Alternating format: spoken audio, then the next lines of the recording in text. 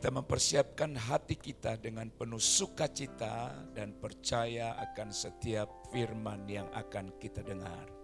Mari kita tundukkan kepala kita dan buka hati kita bagi firman-Nya. Bapa di sorga, kami sungguh mengucap syukur untuk kesempatan yang Tuhan beri kepada kami. Kami boleh beribadah kepada Tuhan. Kami boleh memuji Tuhan, meninggikan Engkau, bermazmur bagi nama-Mu. Dan juga kesempatan yang luar biasa kami diberi kesempatan oleh Tuhan untuk mendengar, belajar bersama-sama akan kebenaran firman Allah. Sehingga kehidupan kami pun semakin hari dituntun ke dalam segala kesempurnaan. Oleh sebab itu Bapa di sorga, urapilah hamba-Mu secara khusus agar dimampukan untuk menyampaikan pesan Allah, kehendak Allah melalui firman-Mu. Terpujilah Engkau Tuhan. Di dalam nama Yesus Kristus kami berdoa, kami mengucap syukur. Kami sambut firman Tuhan. Haleluya, haleluya. Amin. Oke, baik Bapak Ibu saudara-saudara yang terkasih dalam Kristus. Ketika kita berbicara mengenai kesehatan rohani di dalam keluarga kita atau kesehatan keluarga, maka satu hal yang saya percaya sangat penting sekali dalam kita mempersiapkan kesehatan keluarga kita adalah kita harus memiliki apa yang disebut dengan komitmen beribadah. Keluarga yang sehat adalah keluarga yang beribadah. Untuk itu saudaraku sekalian, seorang percaya harus memiliki komitmen untuk beribadah kepada Tuhan. Bersama-sama kita akan membaca firman Tuhan dari Yosua pasal 24. Ayat yang ke-14 sampai 17, demikian firman Tuhan. Yosua pasal 24 ayat 14 sampai ayat 17. Oleh sebab itu, takutlah akan Tuhan dan beribadahlah kepadanya dengan tulus ikhlas dan setia. Jauhkanlah Allah yang kepadanya nenek moyangmu telah beribadah di seberang sungai Efrat dan di Mesir, dan beribadahlah kepada Tuhan. Tetapi jika kamu anggap tidak baik untuk beribadah kepada Tuhan, pilihlah pada hari ini kepada siapa kamu akan beribadah. Allah yang kepadanya nenek moyangmu beribadah di seberang sungai Efrat, atau Allah orang Amori yang negerinya kamu diami ini? Tetapi aku dan seisi rumahku, kami akan beribadah kepada Tuhan. Lalu bangsa itu menjawab, jauhlah daripada kami meninggalkan Tuhan untuk beribadah kepada Allah lain. Sebab Tuhan Allah kita, Dialah yang telah menuntun kita dan nenek moyang kita dari tanah Mesir, dari rumah perbudakan, dan yang telah melakukan tanda-tanda mujizat yang besar ini di depan mata kita sendiri. Dan yang telah melindungi kita sepanjang jalan yang kita tempuh. Dan di antara semua bangsa yang kita lalui. Amin. Bapak dan Ibu saudara-saudaraku yang terkasih di dalam Kristus, setiap kita saudara-saudara selalu diperhadapkan kepada apa yang disebut dengan pilihan. Dan Allah memberikan kepada kita apa yang disebut juga dengan kehendak bebas. Dengan kata lain, kehendak bebas itu kita gunakan untuk bebas menentukan pilihan pribadi kita. Seseorang bebas atau diberi kebebasan untuk dia memilih. Misalnya anak-anak ya. Dia yang menentukan pilihannya apakah dia mau sekolah. Apakah dia mau bekerja. Apakah dia mau menikah atau tidak menikah.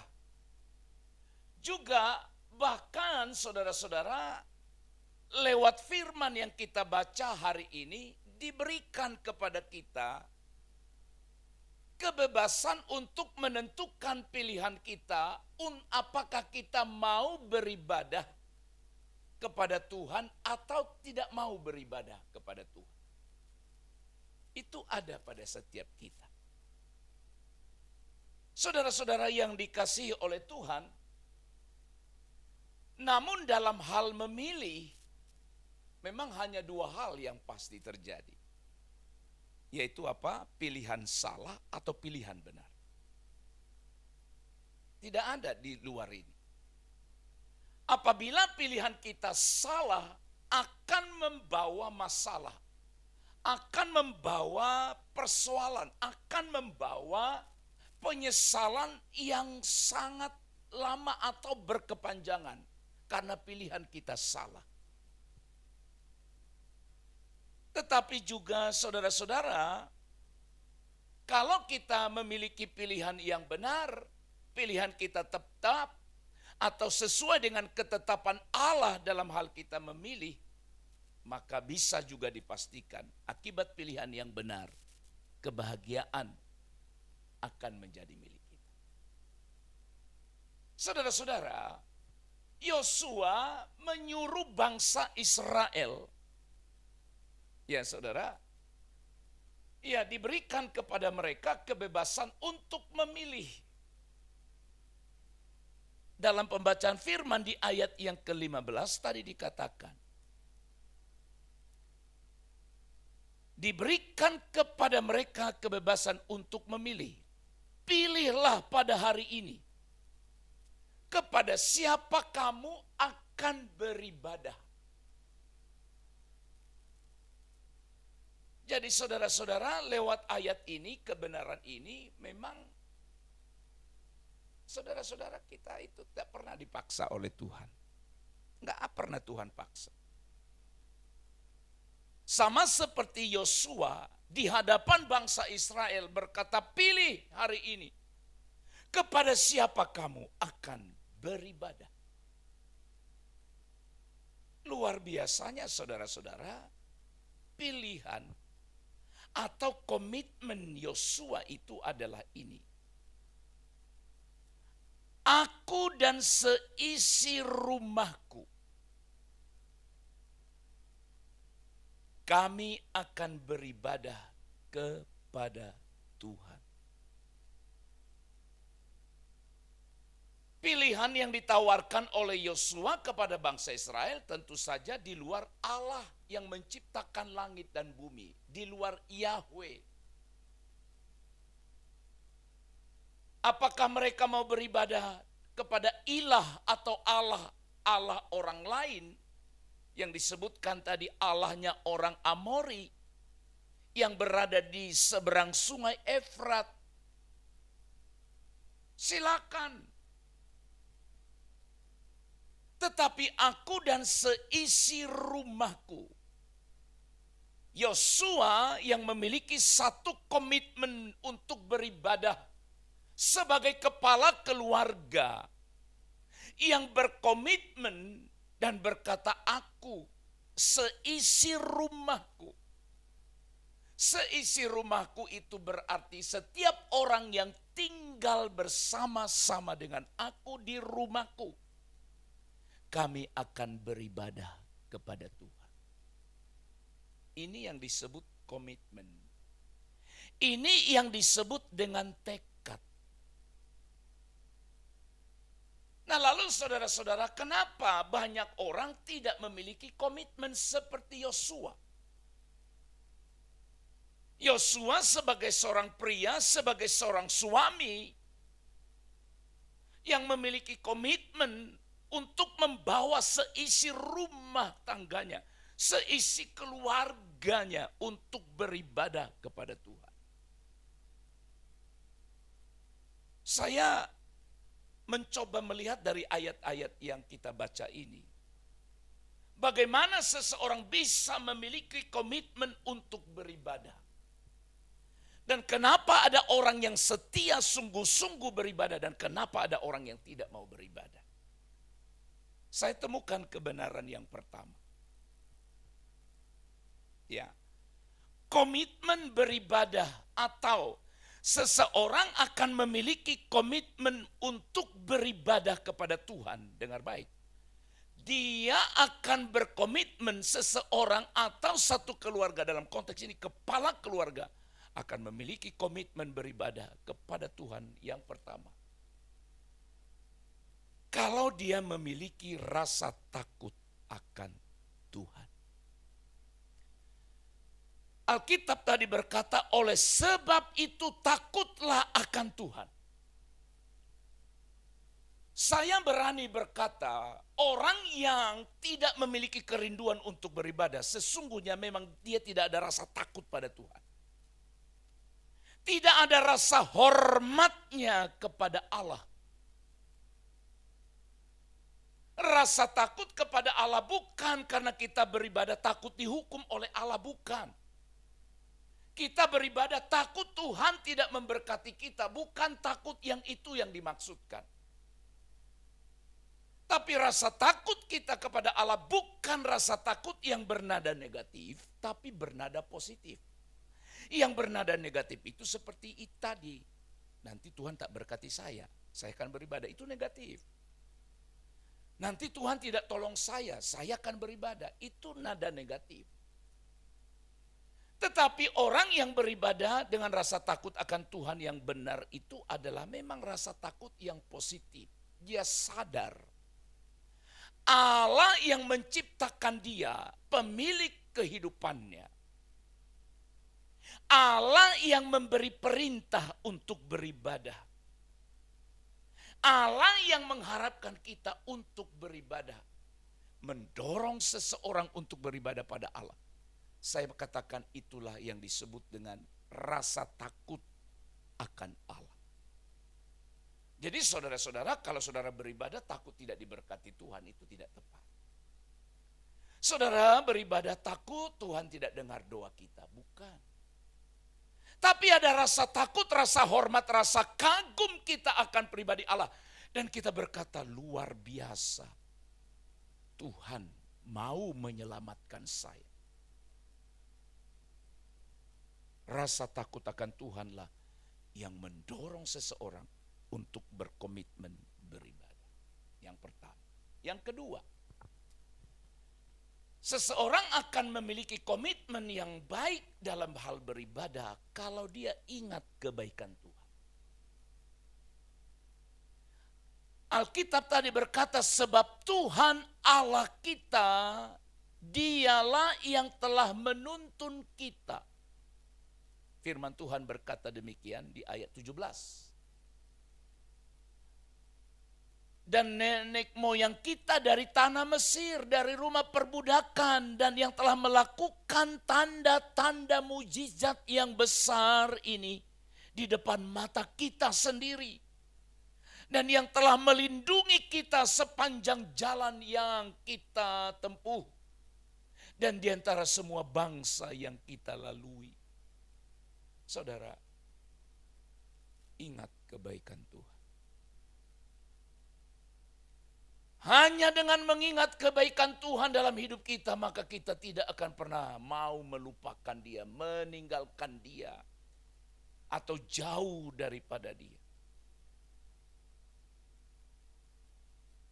Itu sebabnya saudara-saudara, saya berharap dan saya berdoa tidak ada di antara saudara yang stres ketika mendekati hari-hari ibadah di gereja. Stres. Kenapa stres dan berkata, waduh ibadah lagi. Hari ini ibadah lagi. Besok ada ibadah lagi.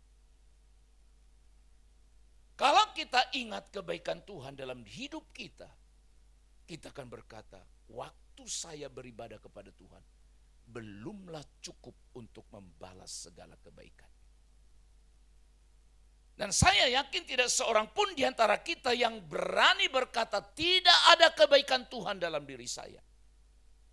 Semua kita mengalami kebaikan Tuhan, amin. Semua kita merasakan kebaikan Tuhan sampai hari ini. Dan kalau saudara diberikan kesempatan hidup sampai hari ini, diberikan Tuhan hidup sampai hari ini, itu karena kebaikan Tuhan bagi kita. Tapi ada banyak orang yang mengabaikan ini. Dan nanti ketika mulai datang pergumulan, datang masalah, mulai dia merapat, mulai dia mendekat pada Tuhan. Tapi kenapa? Dikala situasi hidup kita baik, kesehatan kita prima, harusnya mendorong kita untuk berkomitmen seperti Yosua, aku dan seisi rumahku, kami beribadah kepada Tuhan. Kalau saudara ingat selalu akan kebaikan Tuhan, cinta kasih Tuhan dalam hidup saudara, baik yang sudah lama terjadi atau yang barusan terjadi, saudara akan berkata, Tuhan, aku datang beribadah sebagai rasa atau bentuk syukur saya kepadamu atas apa yang telah kau perbuat dalam hidupku. Yang ketiga terakhir, komitmen beribadah. Saudara-saudara, bagaimana supaya kita memiliki komitmen ini?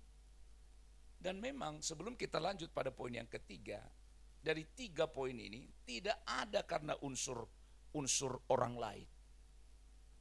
Mengerti unsur lainnya? Karena dibujuk, karena dia pain, itu kecil sekali presentasinya. Nah yang ketiga, komitmen beribadah itu saya baca dari ayat ini adalah kita harus memiliki apa yang disebut dengan memang harus memiliki tekad untuk beribadah. Harus memiliki kerinduan dari dalam dirinya untuk beribadah. Ayat firman itu tadi berkata, jauhlah daripada kami meninggalkan Tuhan. Jauh daripada kami meninggalkan Tuhan untuk beribadah kepada Allah lain. Jauhkan itu. Berarti apa saudara-saudara? Ada tekad. Sebagai seorang hamba Tuhan, saya sadari ini. Bahwa faktor X ya, faktor eksternal itu dari luar itu kecil sekali. Yang lebih dominan adalah faktor internal. Internal itu artinya yang didorong oleh dirinya sendiri. Segala bentuk eksternal kita udah coba. Diundang bersama, diundang secara pribadi, tidak mempan juga. Didoakan tidak Pak? Didoakan Pak. Nah makanya saudara-saudara, itu harus lahir tekad dan kerinduan itu dari diri kita. Hanya dengan memiliki tekad dalam diri kita lah, kita akan berkomitmen beribadah pada Tuhan. Orang lain perlu enggak? Perlu enggak kita ajak orang? Perlu. Tapi tidak terlalu besar manfaatnya. Hanya sekedar mengingatkan, oke. Tapi untuk mengambil sebuah keputusan untuk berkata aku beribadah atau tidak, kembali lagi kepada apa yang disebut tekad atau kerinduan dari dalam dirinya sendiri. 3 kebenaran ini yang saya pahami dari pembacaan firman ini, bagaimana Yosua berkomitmen untuk beribadah. Bahkan sekalipun orang-orang lain tidak beribadah. Dengar Bapak Ibu, dia tidak menjadi persoalan bagi dia. Karena tadi dibilang, kamu mau beribadah kemana? ke Allah yang mana? Terserah kamu pilih.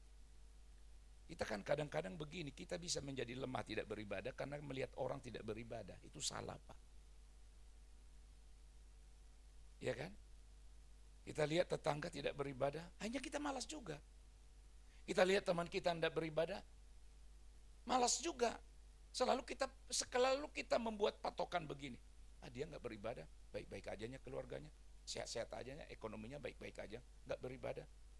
Saudara-saudara, ibadah itu bukan karena itu, Pak. Kita beribadah itu bukan karena itu. Tadi saya sudah bilang, takut yang negatif itu dihilangkan. Bapak Ibu yang terkasih, dan ketika saudara coba lihat, baca dalam Alkitab, mulai dari perjanjian lama, perintah untuk beribadah itu adalah perintah yang sangat didengung-dengungkan. Berarti kesimpulannya adalah Allah menghendaki setiap orang percaya untuk senantiasa selalu beribadah kepada Dia. Mulai dari perjanjian lama sampai perjanjian baru, kita dituntut untuk memiliki komitmen beribadah kepada Tuhan. Miliki rasa takut akan Tuhan, ingat segala kebaikannya, dan miliki tekad untuk beribadah. Hanya itu yang akan memotivasi kita, membuat kita untuk tetap beribadah, berkomitmen. Sekalipun orang lain tidak beribadah. Seperti Yosua, kamu mau pilih mana? Tapi aku dan seisi rumahku, kami akan beribadah kepada Tuhan. Amin. Kami bersyukur Tuhan, Engkau mengingatkan kami melalui firman-Mu, agar kami memiliki kerinduan yang mendalam untuk senantiasa beribadah kepada Tuhan. Beribadah baik secara pribadi, bersama keluarga di rumah, dan juga sebagai komunitas orang percaya di gereja ini. Kiranya setiap kami memiliki kerinduan atau komitmen ini. Firman-Mu mengajar kami hari ini, kalau kami memiliki rasa takut akan Tuhan, kami akan beribadah. Kalau kami ingat segala kebaikan Allah akan mendorong kami beribadah dengan berkata, dengan apa kami balas kebaikan-Mu Tuhan. Dan mampukan kami untuk memiliki tekad. Dan kami juga sangat bersyukur buat orang-orang yang peduli akan kami. Dengan mengingatkan kami, dengan mengajak kami untuk beribadah. Terima kasih Tuhan. Kami juga percaya itu juga bagian dari cara Tuhan untuk mengingatkan kami beribadah. Sekali lagi kami berterima kasih untuk orang-orang yang peduli dengan keselamatan jiwa kami. Mengingatkan kami, mendoakan kami. Namun setiap kami umat-Mu yang hadir dalam ibadah hari ini, semua kami kiranya memiliki komitmen. Selama kami masih hidup, kami mau beribadah kepada Tuhan.